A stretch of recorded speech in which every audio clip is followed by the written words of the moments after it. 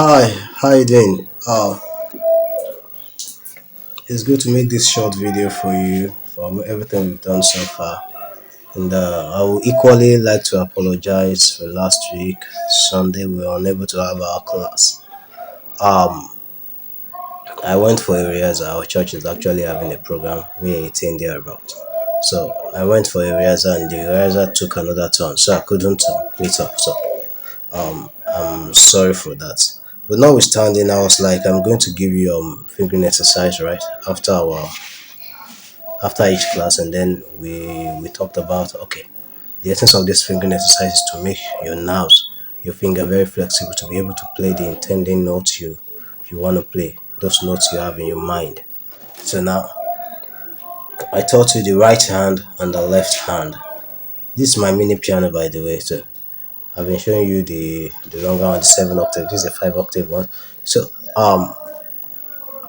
I've given you the fingering for the right hand and the fingering for the left hand.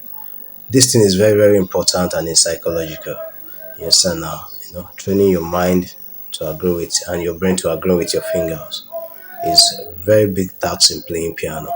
You can have beautiful notes in your mind and then your finger may not be able to, to agree with it. And then in doing so, you also have to be, accurate, because if you're not accurate, then your playing will start being rough. And once you start playing rough, you will not be able to control it after you've mastered a lot. So this foundation class, this fingering exercise that I think we're doing, please don't take it for granted. Is very, very important. Without this fingering exercise, without your fingers being flexible to play those things you want to play, you can't play the chords, you can't play the scales, you can't play, everything's just going to be wrong when you're using wrong fingering. And then to lower your speed of playing, at the same time, it's kind of, it can make someone look as unprofessional. You understand now? So I'll still repeat the fingering exercise: the right hand on C sharp, the right hand, and the left hand, then I'll combine the two together. For you, combining the two together may be a little bit slow, so you just have to bear with it. So let me go straight to the point. For C sharp, I gave you starting from finger two, right? If I can remember this index finger.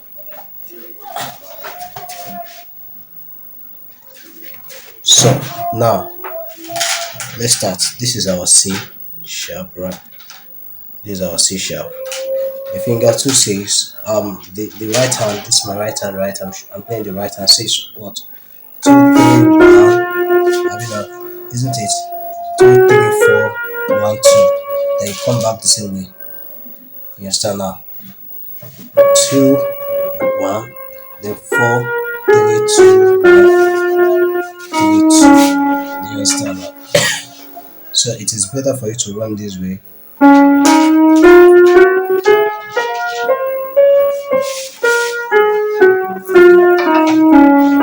Can you see? I'm not repeating the do twice. Do you notice? Do you notice? Then as time goes on, you work on your accuracy and your speed. You see?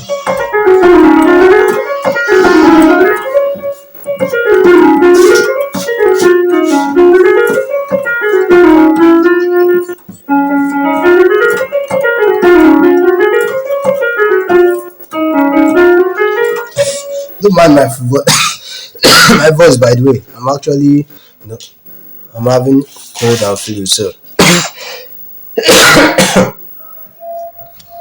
please bear with me. Okay, the left hand. I said it's starting with finger three. You can see my finger, this middle finger. So 3 2 1 4 3 2 1 3. Okay, so now 3 2 1 4 3 2 1 3, and then you go back the same way.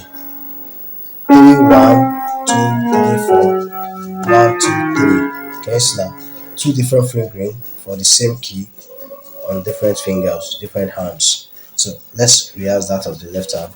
For you now starting, you may need to slow down so that your mind can be able to work with your finger. You can be able to train your mind and your finger to do the same thing at the same time.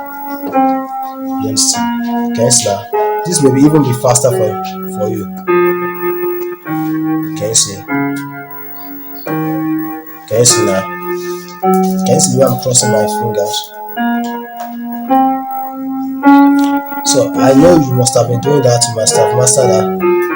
Yes, sir. Now, now the next point is how to combine the two together. So here you really need to slow down as a first. Yeah. So can you see now? Finger two, finger three. Did you notice that?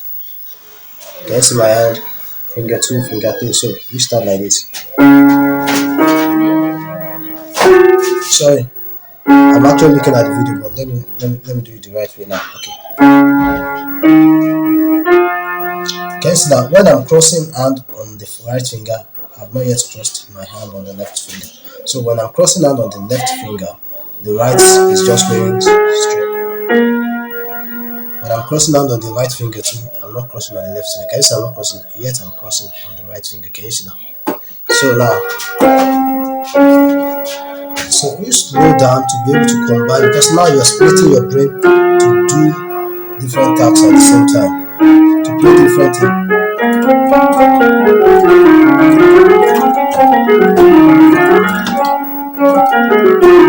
But there's sometimes if you are rehearsing, it is normal for one of your hand to be faster than the other because maybe that's what you use most especially. For example, someone like a southpaw, a left-handed person, you expect the left hand to be doing more of the tasks than the right hand. No, so for me, my right hand is very very fast more than my left hand. But at the same time, I'm not currently training my left hand to at least to be able to meet up with the right hand a little bit, if not very well. So you understand now? That's why. But the speed I'm running right now is the speed that both my right hand and my left hand can run. You understand now? I want to do that constantly. You keep on doing that. You can do a stable speed for about 5 or 10 minutes. When you're doing that, then you begin to feel pain on your nerves. What's happening? Adaptation is coming in because your fingers are not used to playing something like this. So adaptations keeps on coming in, and when you're adapting to something, it's not that easy. You understand now? So your fingers will keep on paining you. At the same time, you discover that when you get to a certain time, you discover that those fingers is not paining you at that speed. You increase your speed. Your fingers, they now start paining you again. And then if you keep on doing it for a certain period of time, it won't pain you again. And you discover that your fingers have mastered that speed. You increase your speed, and then with that, you'll be able to run very fast. I think this is my highest speed right now, currently on C sharp for these major scales. This do re mi fa sol la ti do. You understand now? Guys, no note is missing. Everything is sounding the same way. You understand now? Sorry, there is a mistake there.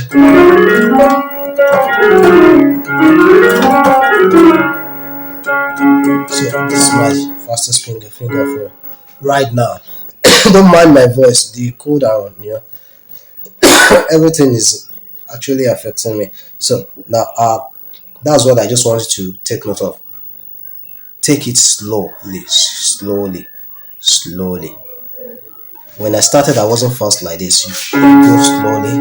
The major thing is you splitting your brain to do the tasks correctly. Because as a pianist, you have to learn to do multiple tasks at the same time. Your sustain pedal, a lot of things. Your chord, your skills at the same time. In fact, you're passing notes while loading chord. A lot of things are attached to it. So you just have to. This is the basic of learning how to separate the works of the brain at the same time on the piano. So now you slow down. You look at it. Am I on the right finger? Can you see that? That's why I'm shaking my hand. Am I on which finger should I read on the right hand? Which one is it there? Okay, on the left hand, what should I do? Okay, this one is saying finger one. This one is still maintaining that finger one. But here, I will need to cross if I will need to do my finger one. Can you see that's why I'm crossing the right hand? You go slowly like that. Then I'm going straight on the left hand, the same finger two, while the left hand is saying finger four. You understand now? So you do it like that, very slow. Just make sure the accuracy is the first thing. When you are doing like that, then you make sure you're doing it at regulated speed, not like you did. Guess that speed is not enough. It's not the same thing. You have to do every note at the regulated speed. So if it is left for me, according to me, if I want to do finger exercise, I can.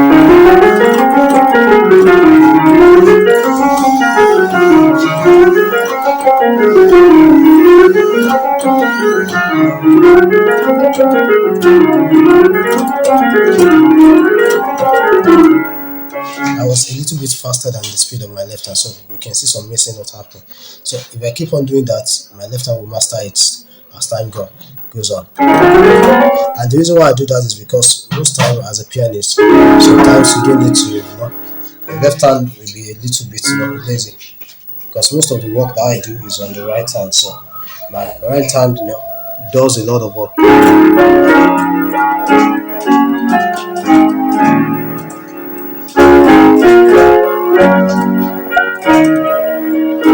Yes, most times my right hand does much work than my left hand. So that has actually reduced the speed of my left hand. That's why I told you when I get to a certain speed in playing, there is certain thing the left hand can do because it has its own different function. You understand now? That's why it's most of the time it takes care of the lower part of the piano, but that's not the major function. It has other things. Left hand can come here and do some other things. That's not the function. It's just like your right hand. You understand now? But for you to be able to make those things, those hand works very well.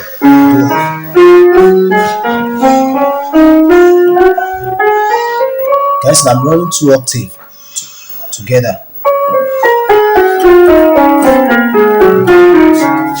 Guys, now you can do it that way. It doesn't affect you. Let me slow that down for you so I can see.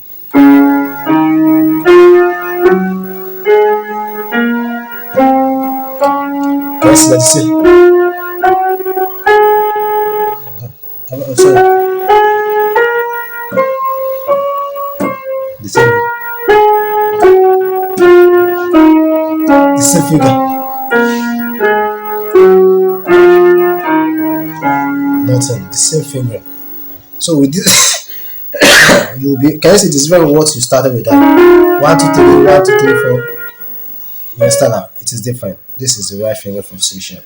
So do that to make your nerves, flexible, so that we can continue with our lesson. I'll send another short video for you concerning what we're going to do tomorrow.